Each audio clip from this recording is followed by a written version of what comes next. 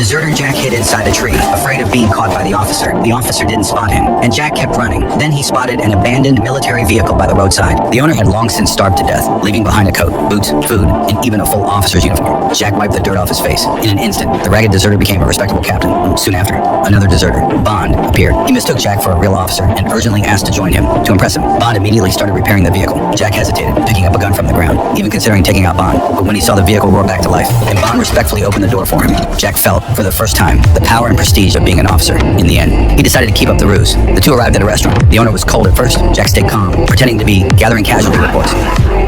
People quickly bought it. The owner served roasted meat. Jack ate with ease, carrying himself like a true captain. That night, the owner caught a deserter stealing and brought him before Jack.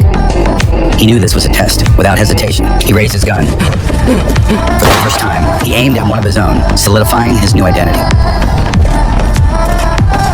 Late at night, Jack stared at the uniform, torn inside, but he knew they had to keep moving. Before dawn, the two left the restaurant and reached the farm. There, they ran into three knuckleheads. Jack walked in and immediately put on the airs of a captain. With just a few sharp words, he cowed the three deserters into standing perfectly still. What he didn't realize was that his ill-fitting uniform had already given him away to Mike. Real officers wear uniforms tailored specifically for them, but Mike didn't expose him. Instead, he suggested joining Jack's group, and just like that, a team built on impersonation was formed. Once again, Jack tasted the sweetness of power. When the car ran out of gas, he even ordered the soldiers to pull it forward for him. That was the last straw for Mike.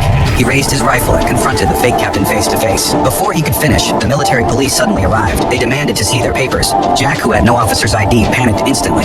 Still, he forced himself to stay calm and accused the MPs of insulting a captain. He claimed he was a special envoy of the F. I'd wear. The MP commander had no choice but to swallow his doubts. Not only did he let them go, he respectfully invited Jack to inspect the camp. At the camp, they welcomed Jack warmly and plied him with drinks. That was where Jack learned the truth. The camp had been converted from a prison. It was overcrowded, filled entirely with deserters. The officers there had long been looking for Parents, my YouTube channel subscribe please everyone.